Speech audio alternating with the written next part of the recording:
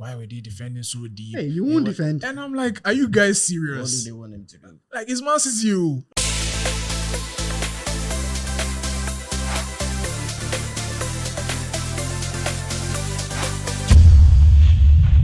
Sulia.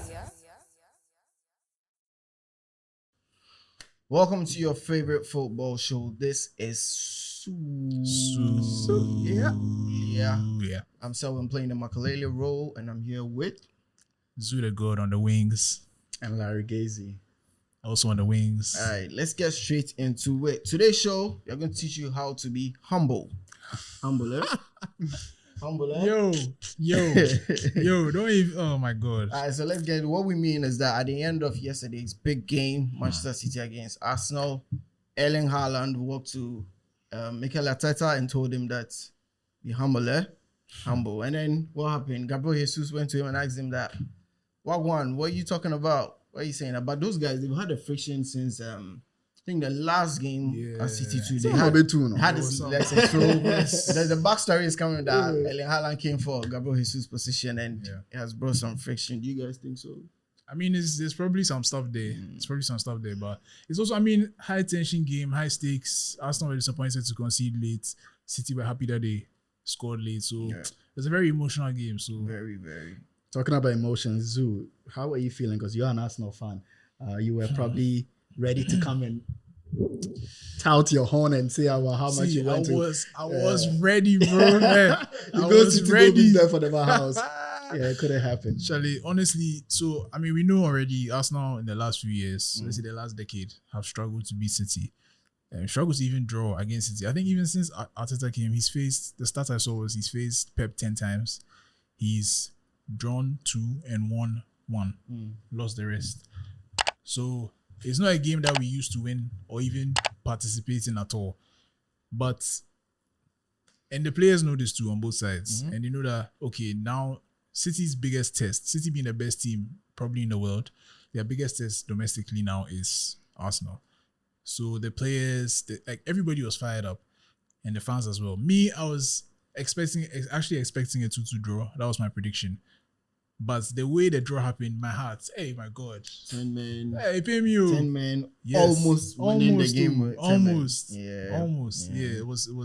I was very disappointed. I have a lot to say about the game. Tell us. Let's get so let's just quickly run through. So obviously, I think it was about 15 minutes in, Haaland scored a nice through ball from Savinho. I think both Gabriel and Saliba kind of switched off, made a mistake. We're not paying enough attention to Haaland. They're kind of expecting more of a decoy run from him and we're drawn away from him. Meanwhile, he was a real guy and Haaland does what he does. He scored a goal. And then Rodri, at least this, I don't want to say it's a good thing because I'm sad to see good players get injured because he's actually one of my favorite players.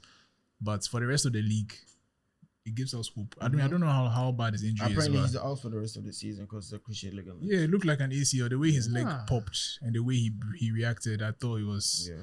I could tell it was serious. Saying at the moment that he'll be out for the rest of the season. This kind of modern medicine there. By 3 months, he should be fine. Hey, if which modern medicine be that? Oh, nowadays ACL people they feel they recover 3-4 months. But we've not seen that in football, bro. Yeah, it's still been going. Apparently, the results the 9 months. The announcement is that he's going to be out for the rest of the season because they have to take their time. Football, there was someone who went for an ACL surgery in 4 months. He was maybe good. it wasn't. Yeah, ACL. I think it's individual. Maybe even the player, maybe how he recovers. But generally, actually, yeah, this guy Julian Timber had his ACL done. He did his ACL last season, and they said he could have played maybe 4 or 5 months after, but they didn't play him to the last game. He didn't feature to the last game of the season. Even if it says you can, yes, it doesn't mean conservative. You have to take your time, and otherwise it will happen again. So yeah, Rodri went out, and almost immediately Arsenal scored. So let's talk about the first goal. Do you guys think it should have been allowed? Where Michael Oliver called Walker and Saka as the captains to talk to them, and then I think he should have given them the time to, get back into the rightful position. So I think he got back into position. That's Walker. Yes, because if you watch at the moments that Thomas Partey kicks the ball, Walker is in line. The defense is literally in one line. But the thing is, Martinelli had drifted to the touchline because he knew what he wanted to do.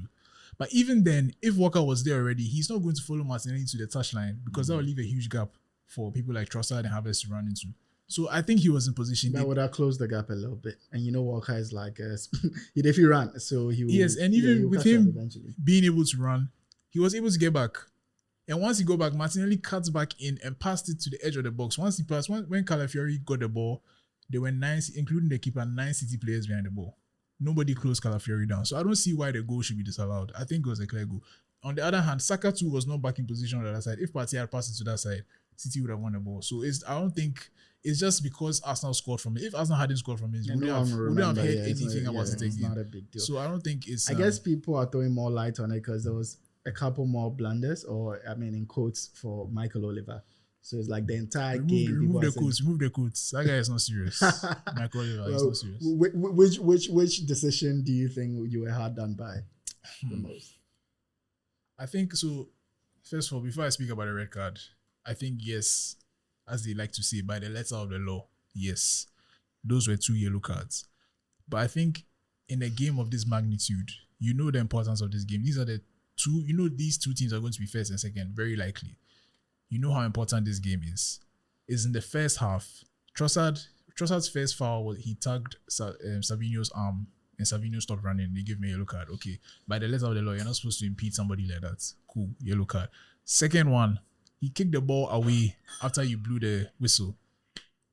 In a high pressure match like this, like I feel like the punishments for something like that should not be as severe as a red card.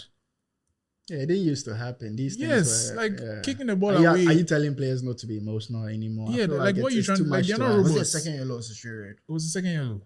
So they blew the whistle for the foul on Bernardo.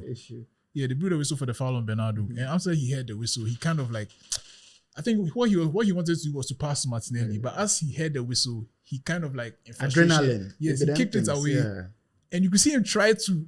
Like he changed his mind at the last minute. He tried to pull his leg back. I guess we can conclude and say it was harsh. I think it was very harsh. Like because he's going to miss the next game. Like are you serious that the punishments for doing that is down to 10 men? Arsenal should be down 10 men for 45 minutes against Man City, and then Trossard will miss the next game. Like what are we doing? Well, that's what Mikel Arteta said, that he's expecting more 10 against 11.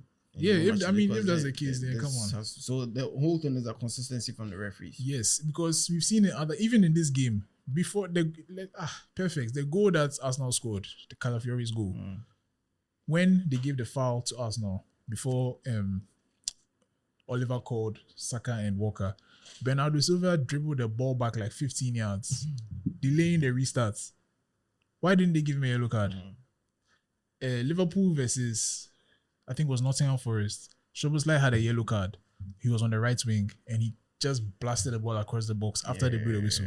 They didn't give him a yellow card. So it's like when and now Arsenal fans are feeling like, I mean, obviously because it's them, they are feeling that way. But Arsenal fans are starting to feel like, is it only when Arsenal does it that you remember that it's a second yellow card?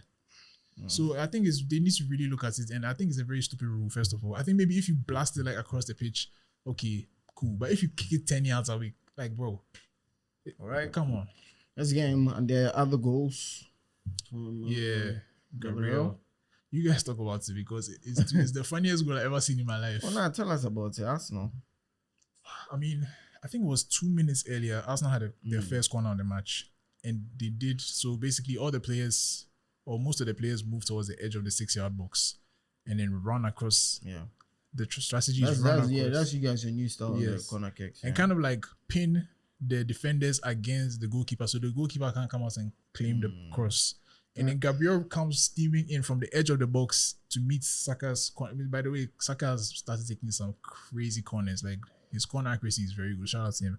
But Gabriel comes in from the edge of the box, meets the cross, and then usually ends up in the goal. They did the same thing against Spurs. They scored. They did the same thing here the first time. He just missed. And Jeremy Doku was marking him the first time. Now, our good friend, Kyle Walker, said, no, Doku, you're not good at this. Let me do it. I'm strong and I'm fast. So then he's tapping. You see that he was tapping Gabriel, tapping him, like trying to see where he is. And Gabriel literally does the same, just runs around him and heads the ball into it. I said, so what was all that for? Why did we watching what was that about? When we were having the Jesse watch party, I mean, I was with Joe Lord, and he pointed out that Martinelli, Yes. was trying to like he did it so professionally. Yes, It's like he's not obstructing, but he was. It's like and I'm then standing there. additional help because who else was there? There was another player. Yes. Yes. I can't quite remember. And I guess he pointed out that you guys are very serious in trying to get every way to win. Yes. Arsenal now is not like going to be all pretty all the time and dominate you and pass the ball through the net. Set pieces. You have a set piece. New set piece coach. Yes, shout out to Nicholas Yova. That's Arsenal set piece. Yeah. So it's just shout out to Arsenal, who you can tell they really wanted this time around. They are trying to win every way possible. And yesterday was just slim. I was looking forward to come and hear you say 2-1 at the Etihad, and then it couldn't happen. I was so now for ready. me, if Arsenal won that game, that was a statement when that could actually tell people that yes, they are ready for the. What do you guys think about people commenting on Arsenal's second half that why were they defending so deep? Hey, you won't defend. And I'm like, are you guys What serious? do they want him to do? Like, it's Man City. Like, what are we? Hey, you should open inside. It's just people who want, maybe the neutrals are the one who want to see end-to-end football. Oh no, because it started off like that, and it was exciting. Michael Oliver messed it up. There's no way. There's no coach in this world that will say open up and go. No. Against Man City, maybe against some other teams, but against Man City, come on, bro. If Arsenal won that game, that would have been masterclass. Yeah. That's what we said about their last season game, the goalless draw. Yeah, exactly, so Arsenal on a roll with City and I think that's what is hitting the City players now. That's what we saw what Haaland did on the pitch. We heard Bernardo's comments after the game saying that City were the only team trying to play against them, and that when they used to had their rivalry with Liverpool was going toe-to-toe with them. Liverpool has won the league. Liverpool has won Champions League. He doesn't know about Arsenal. All those comments are showing that, they are feeling the heat from Arsenal. So Arsenal needs to win a trophy so that people like Bernardo can shut up. Yeah. And even just, I don't know if you remember this game. There was one game, Liverpool versus Man City, where Sadio Mane kicked Edison in the head or something and he got a red card. Yeah. And Liverpool played the way they always play and they swallowed 5 goals. Yes, true. It's Man City, bro. If you open, they will score. Even when you have 11 men, they are scoring. So now when you have 10, we should open for it. I'm like, what are you saying? Yeah, Arsenal's game was perfect. That's proper tactical, perfect game. So yeah, I mean, shout out to them.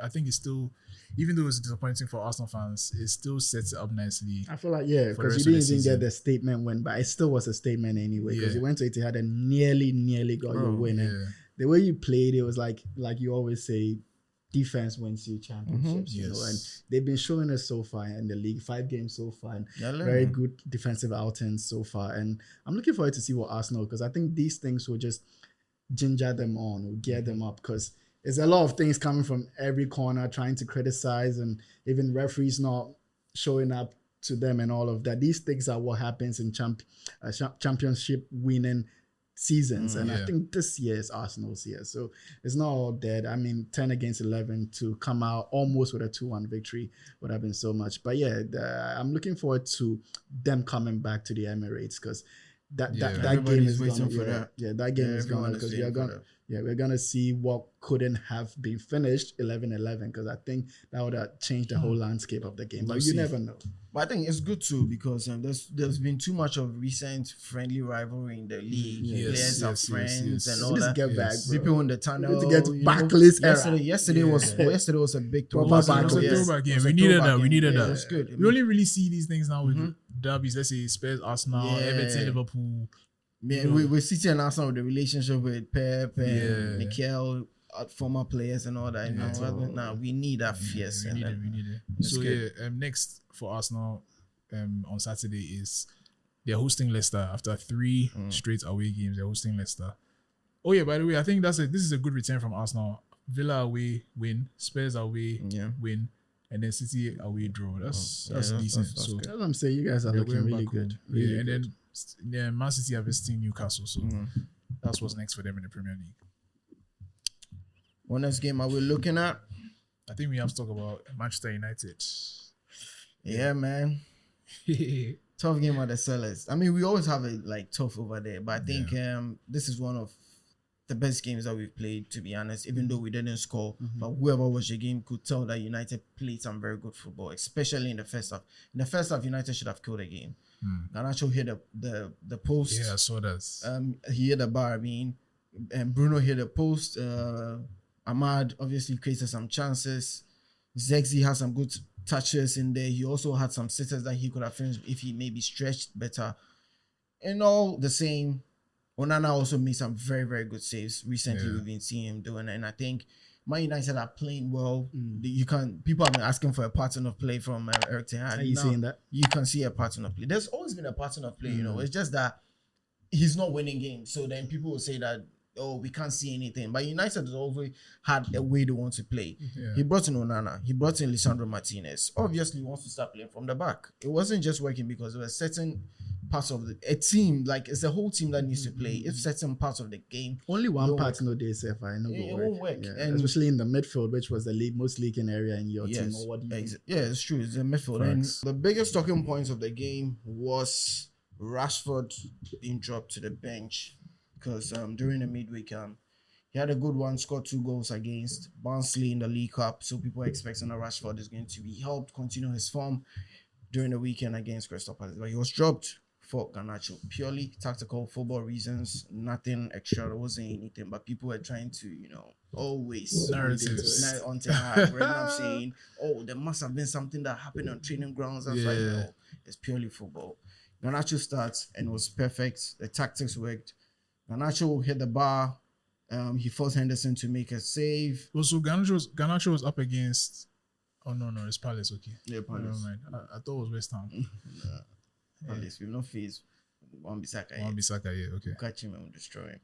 Anyway, so yeah, Man United wasted a whole lot of chances. Zexi also was supposed to score a goal. In the first half, we should have killed them like 3 goals, but unfortunately. In the second half, but just before the halftime, Palace came into the game because our players were a bit tired. Mainu and Eriksen. Okay, yeah, people are also talking about Eriksen starting.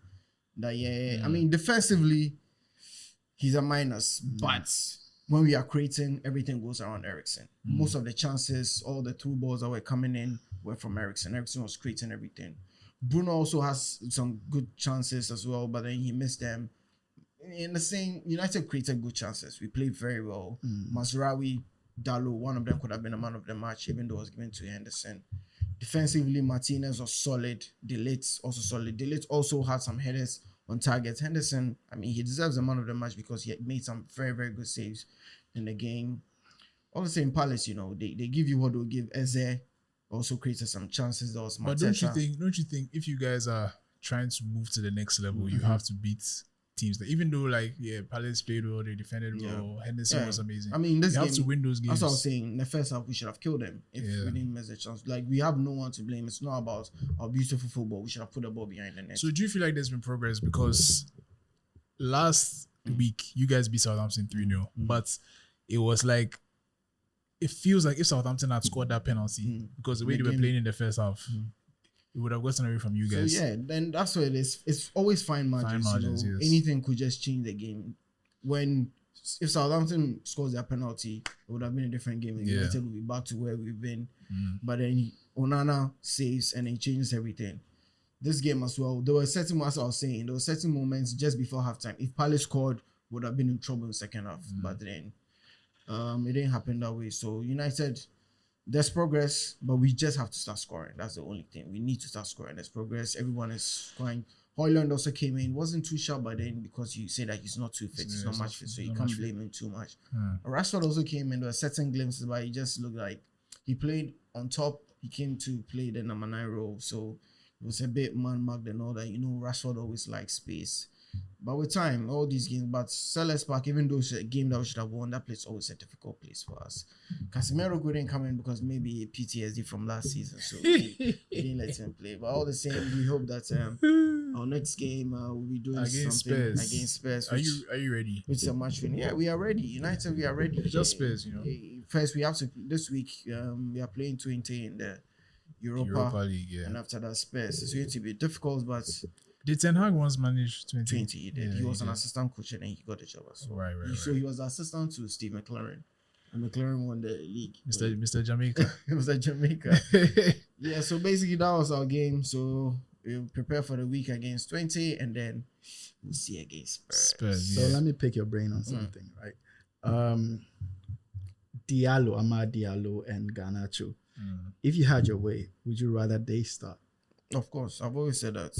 For me, Rashford to the bench. Garnacho on the left, Amad on the right. I mean, that's fresh blood. And Højlund start when he's fully fit. Who's going to play? Zexi or who's going to lead the attack? With what I'm seeing now, when Højlund is on form, he brings something different. He has that cutting edge inside. When he's on form, that cutting edge that he can find some goals. But if you want to have a good build-up striker that you can play around him, it's easy, bro. Because what he gives us, there are so many. I think Ten Hag, if you watch his eyes, he likes to play this interchanging passes in the middle between the midfielders. So it's like Menu, Eriksson, Bruno, Zexi. They can play these 1-2s among themselves, and Zexi does it perfectly. There were a few of them where he laid it off to Bruno. Bruno hit it wide. It was a good chance. I mean, in a better day, he could have scored, but I won't blame Bruno for that. He could have scored that, but then, all the same, people miss chances though. So, but that's what Zexi gives us. When Højlund came in, he couldn't give us that fluidity that we're passing the ball around. So that you can blame that fitness, but I think Zexi is better with that. But who is more of a goal threat? If Zexi gets it right, he's a complete striker. When Højlund is on form too, he gives us some goals. He gives us some goals from different places. They are two different guys. Højlund. Do you think right now it seems like there's two different types of strikers that teams tend to go for? The Zexi type, which is the interlinking kind of player. They can do everything apart from score. And then the guys who are just gunmen. Obviously, there's some people who can do both, but largely it's like you're picking one or the other. Which one do you think for Manchester United is the best type? Because just to pick up on your question, even just to add on to that, if this match was a template that we are talking based off, because they drew and then Selwyn is quite pleased with how things are going, as how they play, but then winning is the name of the game. So you need to win. So just off what Zuu is asking, who amongst the two will take you to that promised land? None of them. To be honest, I'm just being honest. They should be backups to somebody else. Yeah. I hear you. In a real place, those players are backups. Is there someone in the market that you think Man United? At the moment, I don't see strikers around. To be honest, I don't see. Honestly, it's hard. Like, I don't see any strikers. No deal. If United should look for a striker, the best. Yeah, I mean, we can't have him. He's even trying to change nationality. So it looks like that English thing is dead. For people in the markets, Premier League proven that you can tell at moments a youngster, because United, we don't need to build. Harry Kane is gone. I don't know when he's going to come. What happens to that guy? So you guys should keep your eye on Duran. Duran looks good.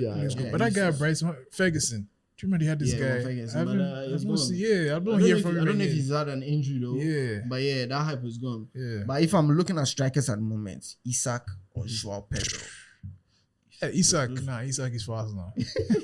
Exactly. But that's the guy that if I'm saying I'm looking at someone that will do the job for you, take us, and I'm looking at Isak, bro. Ivan Toney would have been nice. But he's not also there. But you see, Ivan Toney would have given us maybe 2 years or something. If you want a long term, it's true. Isak, Joao Pedro at the moment. True.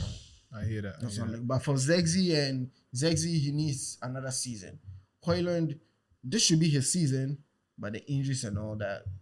Hopefully he stays healthy, and then we'll see how that goes. Yeah, because I like him. I like Højlund. Yeah, he has his moments, but I still don't think he's the number 9 to lead your team. I hear that. But so speaking of strikers who are reaching their time, Nicholas Jackson. Let's talk about them. I think we have to talk about, because man. Ever since Mikel called him out, this man has gone to a different level. Yep. Larry, tell us what's changed. Your favorite player. Nico Jackson gang, we are up. Is that we didn't see and you guys saw it? Yeah, I've been on that train for a minute now. Facts. What it says is that I could clearly tell, just to empathize with all those who are criticizing, that for a striker, your game is the finish, and that's the most important attribute. And if you miss sitters and then clear chances at putting your team forward, you deserve some criticism. So I could understand from that perspective, but Nicholas Jackson never shone. And I've been telling people from time, and those who would remember in the early, Nicholas Jackson never shone, because my favorite thing about Nico is that he does everything right except finishing, which even is impressive looking at his numbers. It's 21 in 50. For someone who's not taking pens, who's not starting every game. That's impressive. But that aside, he runs the channel very well. His play was, so that thing you were talking about, Zexi he has that too. He has that too, and he's fast and he can run the lanes. Hey, and complete striker. No, he is really good. Nicholas Jackson is really good because he creates a lot of chance. A lot of things go through him, and he works very hard for the team. But above all, my favorite thing about Nicholas Jackson is he keeps his head up. Yes. They say everything, even amongst the Chelsea circles, that you think that people will support him. He's had some of the I think Nicholas Jackson's problem is that he wasn't a sexy name coming in. So I didn't know much about him. I'd only heard his name once because he was linked with Chelsea. He was in Villarreal for I think 1 season. Or was it Villarreal? So, Villarreal. Yeah. Gambia, Senegal boy. Not too old, and he's come of age, 23 years, and I think we should consider making him a key part of the team because he links up very well with Madueke and Cole Palmer. And we thought earlier last season they had a problem with the pens and all, but if that is sorted out, we know Cole Palmer is a star of the team. Those 3 guys, and I like Nicholas Jackson, what he showed us in the game because his attitude, man, he just always shows up, you say it, and then he proves you wrong. Do you think he's a guy, like we asked Selwyn, do you think he's a guy to take you to the next level? Yeah, because Chelsea's goals will come from other areas as well. So he will not have the full burden to go 20 a season. Yeah, and if Nicholas Jackson can give me a repeated 15 goals or more a season. You got 15 last year? He got 14. It was 14, right. Yeah, he was just one off the mark. So you know what? Shout out to him. I saw a stat that he's now overtaking Giroud for goals for Chelsea, Premier League goals for Chelsea. Yeah. Which is it felt like Giroud scored way more goals than 17, but Jackson has scored more than if he keeps his head up like he's been doing so far. I'm looking forward to see him partner Cole Palmer and the rest because you could see a stat Cole Palmer and Jackson assist and goals together. That was also very impressive. I've forgotten that stat. I think they've paired for the most goals since the beginning of last season. I think that was it. Just reminiscent of Lampard, Drogba, but I'm not calling them that so far. It's just that I like him showing up after Nkuku got that goal and people were saying, okay, Nkuku should start. Maresca, we should give him the credit, stuck by his gun, said, that's my number 9. In his presser, he mentioned the positions for the various players at Chelsea, and you could tell that he said, Nico is my number 9. I like that show of confidence from the boss, and he repaid him at the London Stadium. First 2 goals were very key in setting the tone for the game because it was just 1-0. Chelsea, we might leak in a goal, but we got the first 2 out, and then straight off the bat in the second half, he gives the assist to Cole Palmer. You can see there's a good partnership going on, and I'm just excited. This Chelsea club, this Chelsea team, the team that has been assembled, at least those that have been left after the big squad, and some have been taken on loan, some have been sold. I like what I'm seeing, and if whatever is happening at the high office doesn't find its way to sink into the real football, I think we're going all the way to the top. And there's so much yet to tap into because we haven't seen the best of Felix yet. We have not seen the best of Neto yet. You have players who Estevao is gonna come. Look, Sancho and we have to give credits to Caicedo, bro. He's been very instrumental in some of these counter attacks that we get. He's showing us glimpses of the Kante. He's not Kante yet, but he's a very good ball player. And last season, people were calling him out, and I think he's really coming to. I think he's getting better because Caicedo at Brighton was one of my favorite midfielders in the league. So when he came to Chelsea, it all went missing. But yeah, he's definitely getting better. And another point I was going to make, it seems like all of the top clubs are starting to lean to, apart from Man City, starting to lean towards these strikers that can do a bit of everything. Which is not to Man City know they need that. Which is not to say Haaland, it's not to say Haaland can't do it because I think he can. But people just like for Arsenal Havertz, Zexi and Højlund, Jackson, even Solanke in a way is a little, they can play those one or twos and still have a shot at goal. So that seems to be the just way like Selwyn always. This comes back to Pep Guardiola himself. The fact that football now, even defense in football, is not necessarily the sit at the back. Tackles and just say they defend. You defend by keeping the ball, and you want your striker to be a big part of it in pressing, in hold up play, and team ball, in running up the channels. And Nicholas Jackson is very perfect for that position. He works very hard for the team. You can keep the cam on him anytime you're watching a Chelsea game. You realize why I am a big fan of him. So let's go to the game. West Ham were very poor. Did you watch it, Zuu?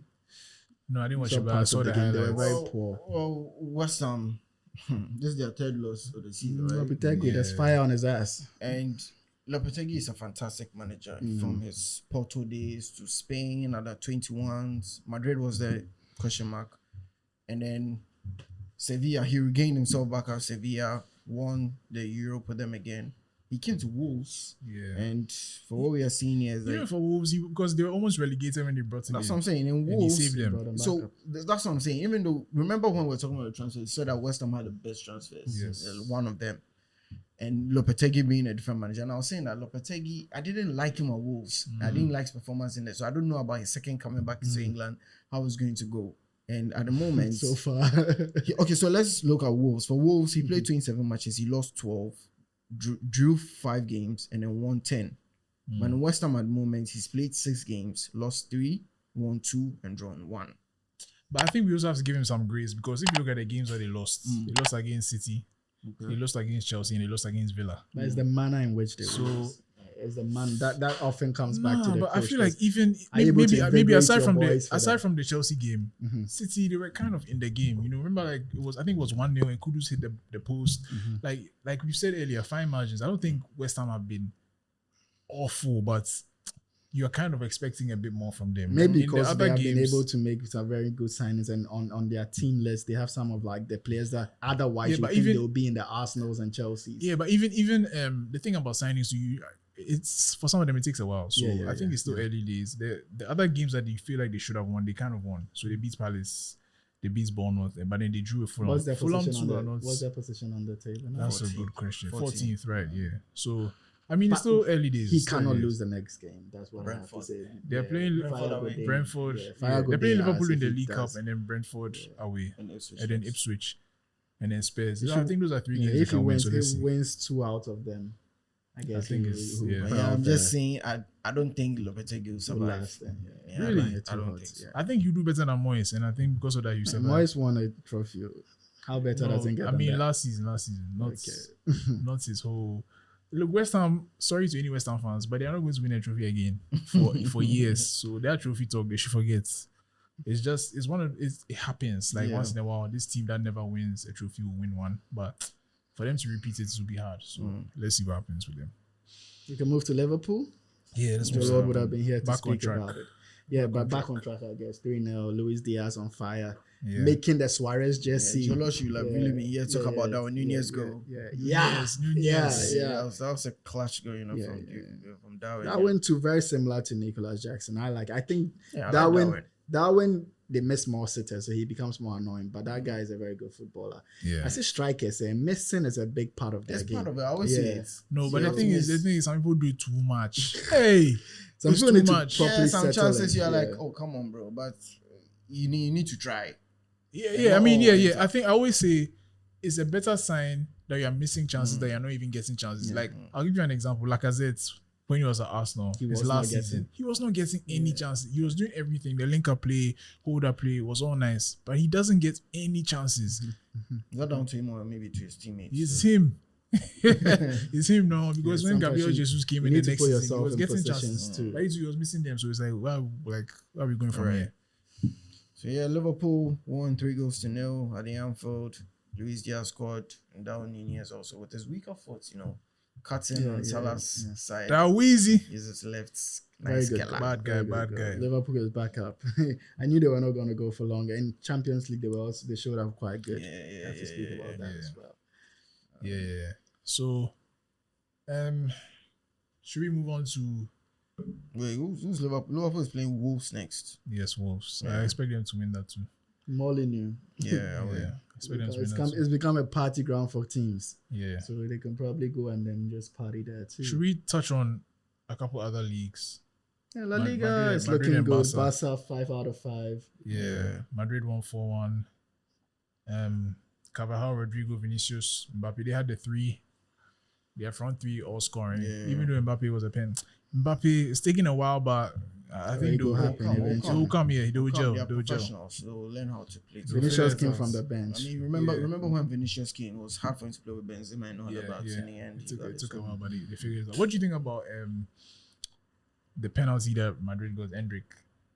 I didn't see it. So basically, he was kind of wrestling with the defender, and it started like out. It was on the right side of the box. started outside the box. So he's trying to run into the box with the ball. And the guy is just pulling him. Hendrick waits and waits and waits. As soon as he enters the box, of course, he falls down. That's his job. But Of course. shouldn't it be When where the foul happened, begins? You understand? Because he was fouling him for like 4 or 5 seconds. I guess that makes that job is for the referees, not for the it's a striker referee's to discretion. decide. I He think it's a has to. referee's They discretion. have to. Because me, the striker, I will do my best to capitalize on it as much as Yeah, possible. Maybe shout out the referee will say the one outside there wasn't enough to be a foul, but when you go Shout out inside, to Hendrick because at that age to have that presence of mind to keep, because he's Bro, very he strong. said his favorite player is Bobby Charlton. His brain, what the football says. Bro, forget that guy. Big brain. Forget that Bobby Shout out to Charlton. Bobby. Forget that Bobby Shout out to Charlton. Bobby, bro. He has his brain. He was you, Hendrick. He's a throwback. He's a fraud. throwback. He understands the game from He's a all the fraud, old. papa. He's using the old tricks. How many videos have you seen of Bobby Charlton? You and Napoli Hendrick. played Juventus, right? I don't know. You are telling me. Yeah, it'd be like there was a tough game going on. I didn't watch it. I just saw. Wait, let me see. It was Juventus, yeah. Yeah, I did see that. Those true. It was 0-0. Yeah. And Well, yeah. Milan Inter they played as well. Milan finally, I think this is after 6 losses in a row, they finally beat Inter. So shout out to AC Milan. They won at the right time. Yeah, after getting spanked by Liverpool midweek. Talking about that, how do you see the first round of games in the Champions League so far? I mean, I don't think there was nothing or anything unexpected.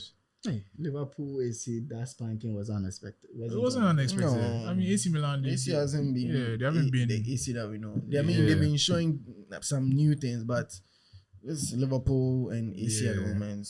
Yeah, I mean, it was. I'll give it to Liverpool. Yeah, I would always, if you told me, asked me before the game, who do I think will win out? I would always say Liverpool. So I think the results is the last 2 finals, which is City and Inter. The goalless City and draw. Inter, yeah.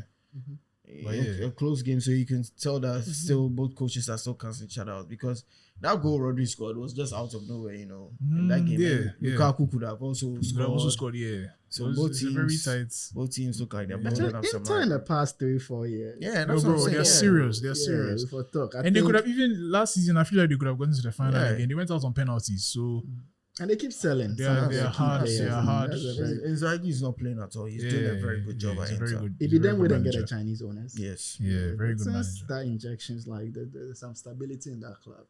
Yeah. So aside from that, Bundesliga, Leverkusen came back again, 4-3 last minute, 4-3 win at the last minute. Victor Victor Boniface. It feels like Leverkusen, they don't care about their defense. As long as they score more. As long as we scored more than you, we are that's good to go. typical Johan Cruyff. Yeah. He said you can score him 4 goals. As long as he'll score you 5, it's fine. Yeah. And Bayern had another big win. They won 5-0 versus Werder Bremen. Olise, man. Yeah, Olise is on fire. Yeah. It's on fire. So Right in yeah, the midst of you guys have Oktoberfest. the 3 of us, we're not serious about FPO. So just know that somebody is winning.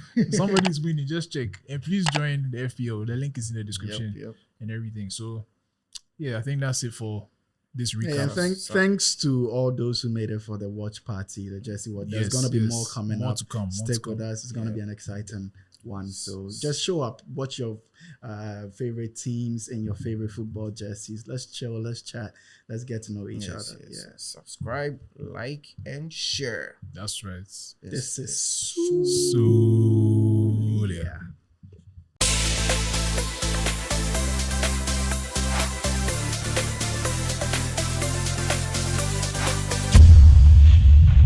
Sulia